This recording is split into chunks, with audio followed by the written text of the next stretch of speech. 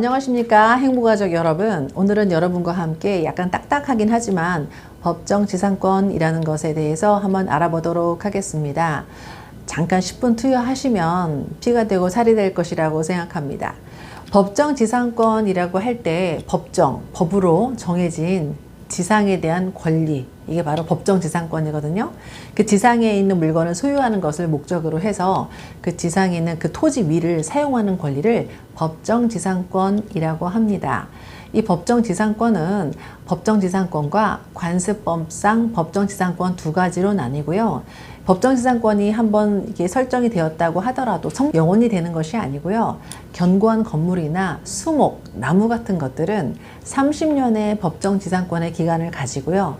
견고하지 않은 그 외의 건물은 15년의 그런 기간을 가집니다. 또 고가의 수조나 광고탑이나 옹벽 같은 거 있잖아요. 지하 대피소 이런 것들은 공작물이라고 하는데 5년의 법정지상권의 기간을 가지고 있습니다. 이렇게 법정지상권의 권리가 성립됐다고 하더라도 그대로 쓸 수 있는 것은 아니고요. 땅에 대한 그 지주에게 지료라고 해서 땅값을 내면서 그 건물을 사용할 수 있는 권리를 법정지상권이라고 합니다. 자, 이제부터 한번 알아보도록 하겠습니다.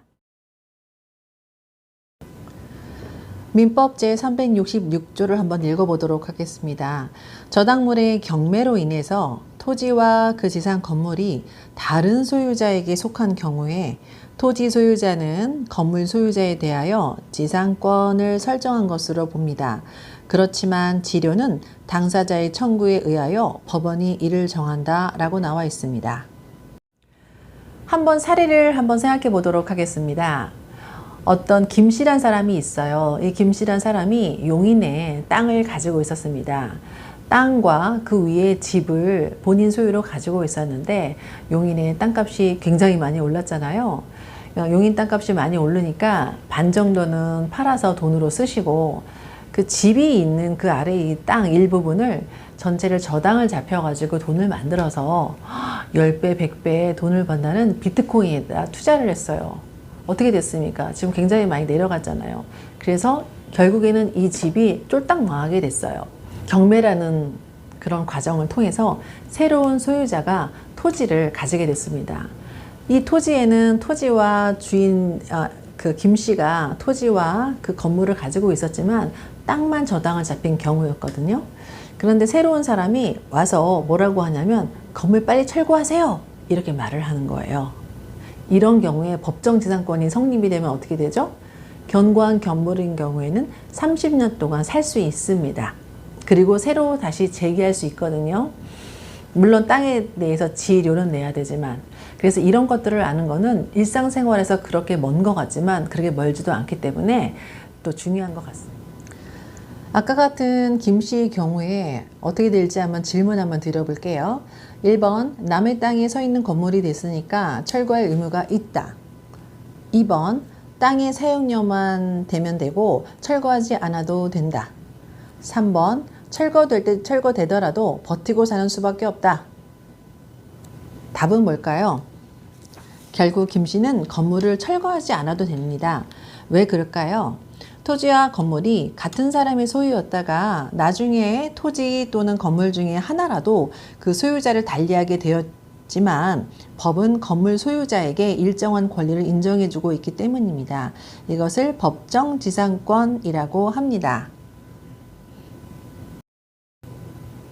법정지상권이 인정되는 경우 중에 하나는 토지와 건물의 같은 소유자가 이제 토지와 건물을 갖고 있었는데 건물의 전세권이 설정됐어요. 그 이후에 토지 소유자가 바뀐 경우에 법정지상권이 인정이 됩니다. 두 번째는 토지나 건물 중 어느 한쪽에 처음에는 물론 같은 사람의 소유였거든요. 토지와 건물에. 그러다가 토지 또는 건물에 저당권이 설정된 후에 경매로 토지와 건물의 소유자가 다르게 된 경우에 법정지상권은 인정이 됩니다.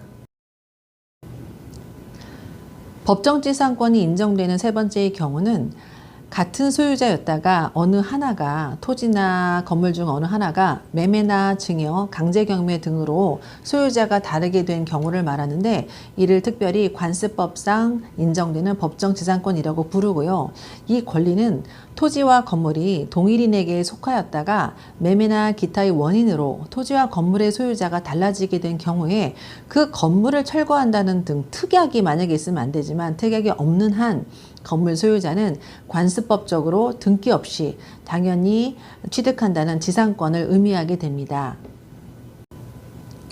관습법상의 법정 지상권은 같은 사람, 동일인의 소유이었던 토지와 그 지상 건물이 매매나 기타 원인으로 인해서 각각 소유자를 달리하게 되었지만 그 건물을 철거한다라는 그런 특약이 없으면 건물 소유자로 하여금 토지를 계속 사용하게 하려는 것이 당사자들의 의사라고 보아 인정되는 것이라는 것입니다. 그래서 관습법상으로 법정 지상권을 인정해 주는 것입니다.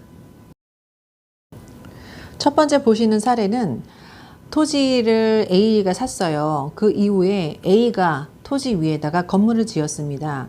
건물을 짓고 난 이후에 땅에다가 근저당권을 설정한 경우예요. 이런 경우는 건물을 철거할 수 있을까요? 없을까요? 근저당권을 처음 설정할 때 위에 건물이 있었잖아요. 그러면 땅에 근저당권을 설정할 당시에 건물의 법정 지상권을 인정을 하고 나머지의 가치를 가지고 근저당권을 설정했다라고 인정되기 때문에 그래서 법정 지상권은 있는 것입니다. 자, 이 그림은 어떤 의미냐면요.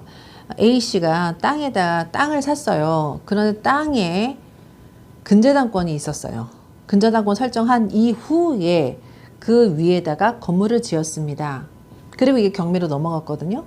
이런 경우에는 근저당 설정을 했을 때 건물에 대해서 전혀 예상하지 못했잖아요.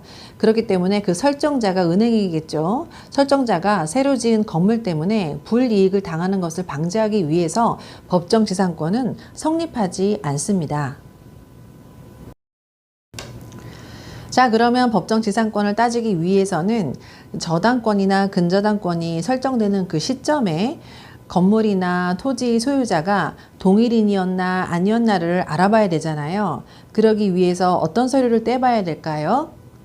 건물일 경우에는 건축물 대장을 떼어보시면 되고요. 그리고 토지인 경우에는 등기부 등본, 토지대장 이런 것들을 떼보시면 됩니다. 경매 법정에 법정 지상권 건물이 나오면 많이 유찰이 되거든요. 그래서 이걸 한번 들어가 보려고 등기부 등본을 떼어봤습니다. 그런데 미등기였어요. 법정 지상권은 있는데 대장상에 나타나지 않는 경우에 미등기라고 하거든요. 준공도 나지 않은 상태일 때 건물이라고 해야 될까요? 하지 않아야 될까요? 건물의 허가 절차를 살펴보면은 위에 그림처럼 허가한 다음에 착공하고요. 나중에 뼈대를 다 세운 이후에 준공이 떨어집니다. 이 준공 시 문제가 생길 경우에 미등기일 경우가 있습니다. 이렇게 모든 게 거의 다 지어진 다음에 준공을 검사를 받아야 되는데 준공이 떨어지지 않은 것을 건물이라고 해야 될까요? 아니면 건물이라고 하지 말아야 될까요? 결론은 모두 건물입니다. 즉 뼈대만 있으면 모두 다 건물이기 때문이에요. 그러면 이렇게 미등기 건물일 경우에 건물을 가치가 있는지 법정 지상권이 있는지 어떻게 확인해 볼 수 있을까요? 이렇게 아까처럼 미등기 건물일 경우에 어떻게 건축물 대장상에 나오지도 않은 건물이 있다고 뼈대는 있고 다 있는데 있다고 확인을 한번 해볼 수 있을까요? 공부상에 확인을 한번 해봐야 되잖아요. 이럴 경우에 여러분에게 굉장히 좋은 팁을 하나 알려드리겠습니다. 은행에서 근저당을 설정하면은 그 설정 당시에 그냥 하는 게 아니고요. 그 건물이나 토지의 가액을 모두 평가하는 감정평가를 스스로 하게 됩니다. 그 감정평가서를 볼 수가 있는데 그 감정평가서를 한번 확인해 보시면 거기에 그 감정평가했을 당시에 토지와 건물 가액이 한 번에 다 체크가 되어 있는지를 한번 보시면 이게 법정 지상권이 있는지 없는지를 여부를 볼 수가 있습니다. 이것까지 만약에 아시면 나중에 이 법정 지상권 건물 하실 때 도움이 많이 되실 거라고 생각합니다. 자, 여러분, 오늘 저와 함께 법정지상권에 대해서 한번 알아봤는데, 제가 볼 때는 좀 쉽게 설명이 되지 않았나라는 생각이 듭니다. 잘 이해가 안 가시는 분들은 자꾸 한번 돌려보시면 될 것 같고요. 이번에 이 법정지상권은 어떤 분께서 저에게 이걸 설명해 달라고 하셔서 제가 이렇게 만들어 보았습니다. 자, 여러분에게 도움이 되는 시간이 되었다고 생각합니다. 자, 오늘 하루 행복한 하루 되시고요. 다음에 또 만나야 뵙겠습니다. 잘 들으셔서 감사합니다.